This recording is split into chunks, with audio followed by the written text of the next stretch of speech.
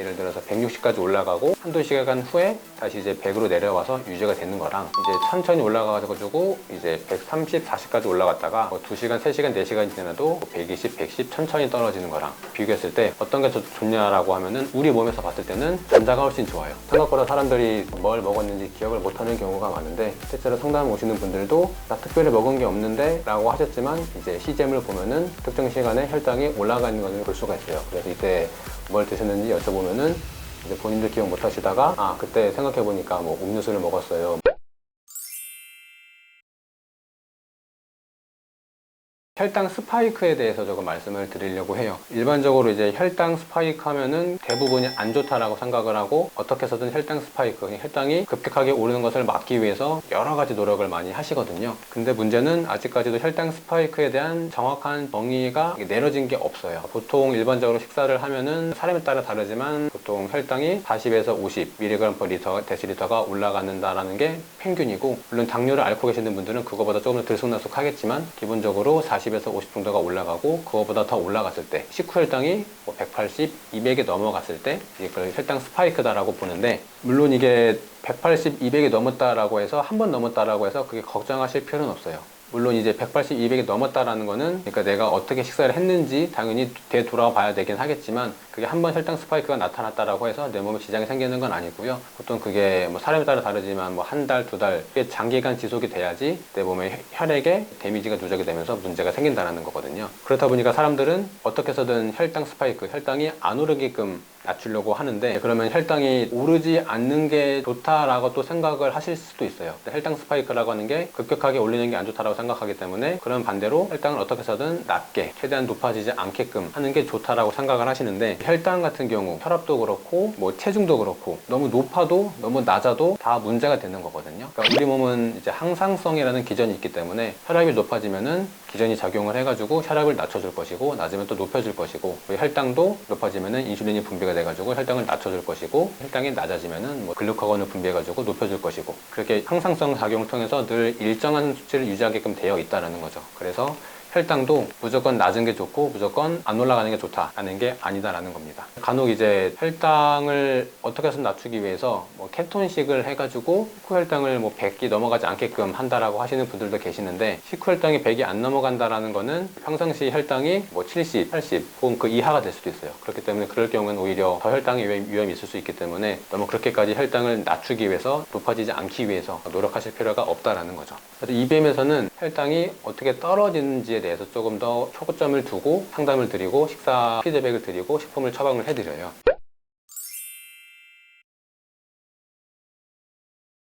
여기서 중요한 부분이 조금 혈당이 올라가더라도 조금 빨리 떨어지느냐 혹은 천천히 오르되 천천히 떨어지게 할 것이냐, 이 두 가지를 놓고 봤을 때 어떤 것이 더 좋은 선택지라고 생각하실지, 일반적으로는 혈당이 오르는 것에 초점을 두고 있기 때문에 좀 천천히 올리고 천천히 떨어지는 게 좋다라고 생각을 하실 거예요. 근데 EBM에서 봤을 때는 조금 오르더라도 이게 빨리 정상으로 돌아오는 게 더 좋다라고 말씀을 드려요. 그 이유가 결국 혈당이 사람에 따라 다르지만 보통 70에서 100이 평균 혈당이고 그게 가장 안정적인 혈당이라고 보는데, 예를 들어서 어떤 사람이 식사를 했다라고 쳤을 때 예를 들어서 160까지 올라가고 한두 시간 후에 다시 이제 100으로 내려와서 유지가 되는 거랑 이제 천천히 올라가가지고 이제 130, 40까지 올라갔다가 뭐 2시간, 3시간, 4시간이 지나도 120, 110 천천히 떨어지는 거랑 비교했을 때 어떤 게 더 좋냐라고 하면은 우리 몸에서 봤을 때는 전자가 훨씬 좋아요. 그 이유는 혈당이 높다라는 거는 그만큼 우리 몸에서 인슐린이 계속해서 분비가 되고 있는 거거든요. 그렇기 때문에 결론적으로 혈당을 천천히 올리게끔 하는 것에 목표를 두지 않고 조금 오르더라도 빨리 내 몸에서 쓰여가지고 낮아지게끔 하는 것에 초점을 두고 모든 상담을 진행을 하고 있습니다.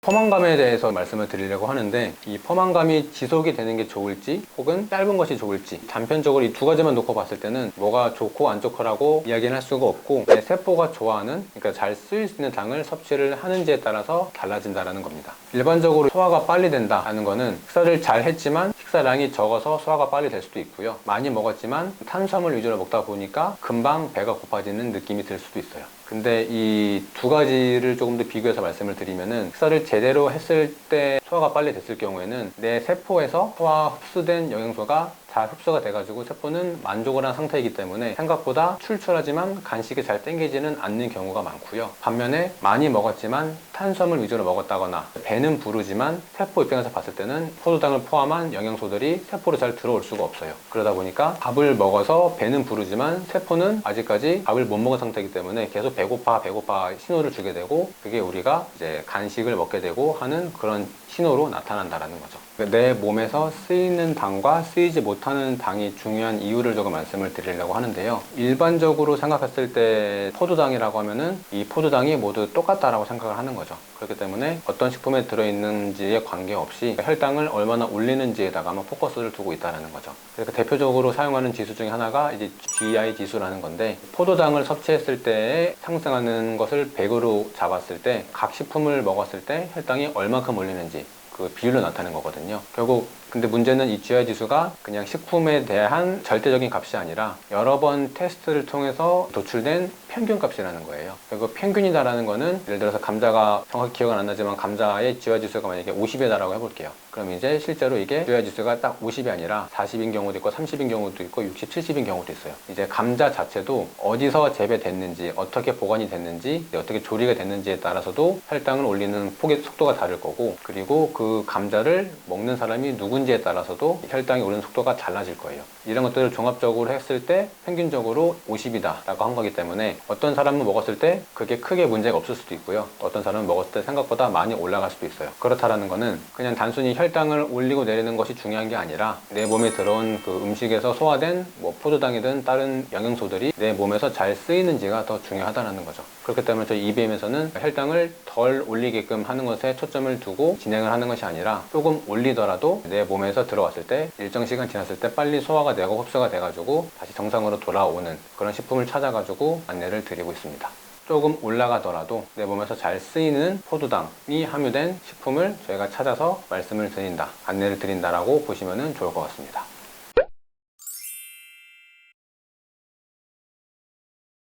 이번 시간에는 연속 혈당 측정기를 왜 다는지, 일단 연속 측정기가 뭔지, 거기에 대한 장점, 단점, 일반적으로 이것을 착용하는 목적과 EBM이 착용하는 목적이 다른 것에 대해서 좀 말씀을 드리려고 하는데요. 이게 장점은 이제 몸에 항상 부착을 하고 있는 거기 때문에 24시간 측정이 가능하다라는 장점이 있어요. 이 연속 혈당 측정기가 미세침을 이제 피하 조직에다가 딱 박아가지고 진행을 하는 건데, 일반적인 간이 혈당 측정기랑 정맥혈 측정기는 피를 내고, 특히 정맥혈은 실제로 병원에 가가지고 피를 뽑아가지고 해야 되는 거기 때문에 저희가 이제 혈당 관리하는 데 있어서 이제 식사 뭐 1시간 후, 2시간 후 공복 혈당 이거를 매 시간마다 피를 짜가지고 하기에는 어렵기 때문에 요즘 많은 사람들이 연속 혈당 측정기를 사용을 하고 있어요. 장점에 대해서 말씀을 드리면은 간편하다라는 거예요. 그러니까 기존의 정맥혈 측정기라던가 간이 혈당 측정기 같은 경우는 내가 이 아픔을 감수하면서 바늘을 꽂고 피를 내가지고 해야 되는 것인 반면에 이 연속 혈당 측정기는 저도 달아봤는데 생각보다 아프지도 않고 실제로 이 CGM을 박을 때 아무런 느낌이 없어요. 그래서 굉장히 편안하게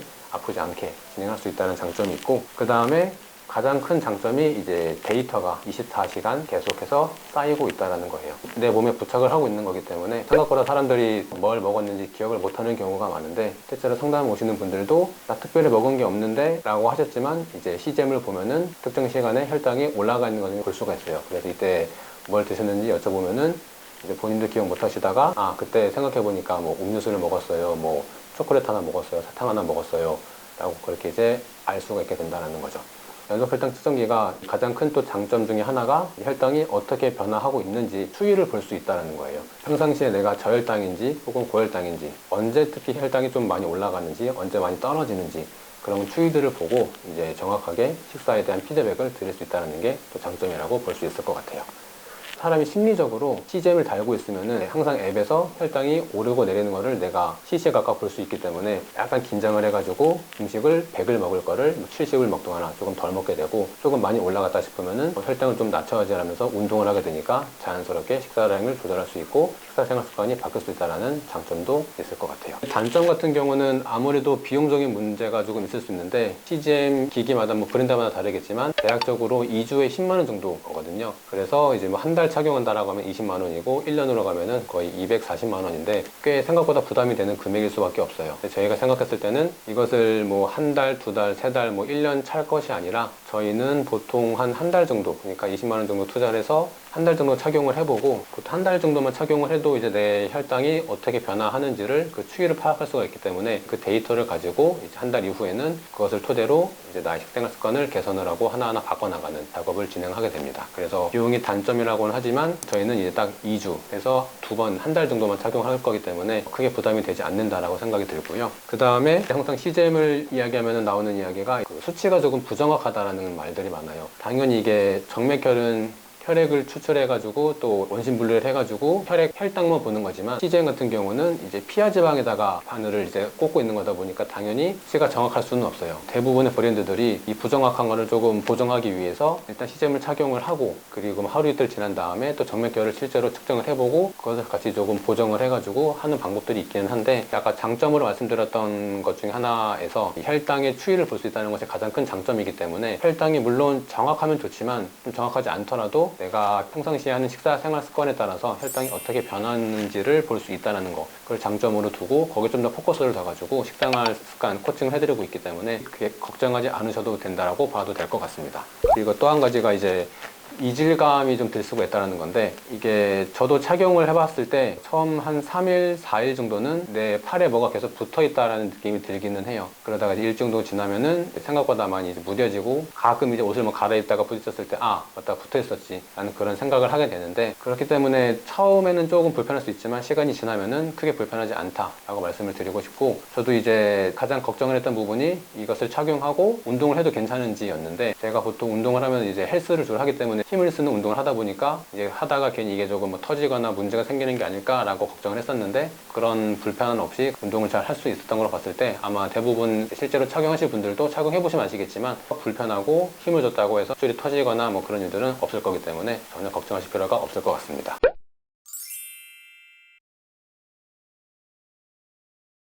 연속 혈당계를 착용하는 이유가 일반적으로는 단순히 그냥 뭐 혈당이 오르니까 음식을 덜 먹고, 그리고 많이 올랐으니까 운동을 해라 라는 정도로만 생각을 하시거든요. 그리고 또 간혹 CGM 어떤 서비스 중에서는 음식을 먹을 때마다 혈당을 체크해가지고 이 음식은 내가 먹었을 때 많이 올리네, 나한테 좀 안 맞으니까 먹지 말아야겠다 라고 하면서 하나하나 식품에 대해서 테스트를 해주는 것들이 있더라고요. 그런 것들도 물론 테스트를 해가지고 혈당이 많이 오르는 식품을 알고 덜 먹는 것도 당연히 중요하겠지만, 이 세상에는 음식이 굉장히 수십 수만 가지가 되기 때문에 식품을 하나하나 다 먹어보면서 일일이 체크를 할 수가 없다라는 단점이 있기도 해요. 같은 식품이다라고 하더라도, 그리고 같은 사람이 먹는다 하더라도, 뭐 예를 들어서 전날에 뭐 늦게 잤다거나 과식했다거나 야식을 먹었다거나 스트레스를 많이 받았다거나 컨디션이 안 좋다라거나 그렇게 됐을 경우에는 같은 음식을 먹더라도 혈당의 상승폭이 달라질 수가 있다는 거죠. 그렇기 때문에 단순히 그 음식을 먹었을 때 혈당이 올랐네 안 올랐네 단편적인 것만 가지고는 실제로 이 음식이 나한테 좋은 건지 안 좋은 건지는 알 수가 없다라는 한계점이 있다는 거고요. CGM을 착용을 해가지고 이 혈당을 체크한다는 것 자체가, 이 혈당이 그 포도당이거든요. 포도당이 들어왔을 때, 혈액에 포도당이 들어갔을 때 얼마나 높아지는 낮아지냐인 건데, 이 포도당 자체가 이제 포도당이라고 하는 그 영양소를 처음 발견한 게 이제 포도에서 발견했다라고 해서 포도당이라고 지어진 거예요. CGM을 착용하는 게 대부분 혈당이 높아지면은 뭐 음식을 덜 먹어라, 예를 들어 탄수화물을 덜 드시고 식이섬유소를 많이 드세요 라고 안내는 할 수 있지만, 구체적으로 당연히 흰밥 대신에 잡곡밥을 드세요 라고 말씀은 하시겠지만, 그럼 어떤 잡곡밥을 먹어야 되는지까지는 알 수가 없다라는 거예요. 그것도 그럴 수밖에 없는 이유가, 이 포도당이라고 하는 것 자체가 이제 포도에서 추출된, 처음 이제 포도에서 포도당이라는 영양소가 알려졌기 때문에 포도당이라고 불리는 거고, 일반적으로는 포도당이라고 하면은 다 같다라고 보고 있어요. EBM에서는 이제 같은 포도당이다라고 하더라도 얘가 감자에서 추출된 포도당이냐 고구마에서 나온 포도당이냐에 따라서 사람마다 흡수가 되는 것들은 다르기 때문에 다르다라고 보는데, 일반적으로는 감자든 고구마든 이제 포도당이 많고 적음을 단순히 그냥 GI 지수를 통해서 높고 낮고를 보고 있어요. 탄수화물을 덜 드세요라고 했을 때 감자를 먹어야 돼요, 고구마를 먹어야 돼요라고 하면은 거기에 대한 명확한 아직까지 근거가 없다라는 거죠. 그리고 뭐 채소 같은 경우도 단순히 그냥 식이섬유소가 많이 들어있으니까 더 챙겨 드세요 라고 할 뿐이지, 어떤 채소가 더 좋은지까지는 알 수가 없어요. 그렇기 때문에 쉬운 예시로 보면은, 제가 자동차를 예시로 들면은 자동차에 기름이 들어갈 때 휘발유가 좋은 거냐 경유가 좋은 거냐 라고 했을 때 그 답은 경유가 좋을 수도 있고 휘발유가 좋을 수도 있어요. 그 말은 이제 경유가 좋고 휘발유가 좋다가 아니라 그 자동차가 경유차인지 휘발유차인지에 따라서 어떤 기름이 좋을 수도 있고 안 좋을 수도 있다는 거죠. 우리 몸도 마찬가지로 아까 말씀드렸던 감자, 고구마, 예를 들어서 흔히 일반적으로는 감자가 GI 지수가 조금 더 높고 고구마가 좀 낮다라고 알려져 있는데, 그렇다고 해서 그럼 감자가 무조건 좋은 거냐라고 하면은 내 몸이 감자에 있는 포도당이 잘 쓰이는 포도당이면은 감자가 좋을 것이고, 고구마에 들어있는 포도당이 잘 쓰이는 포도당이면은 고구마가 좋을 거예요.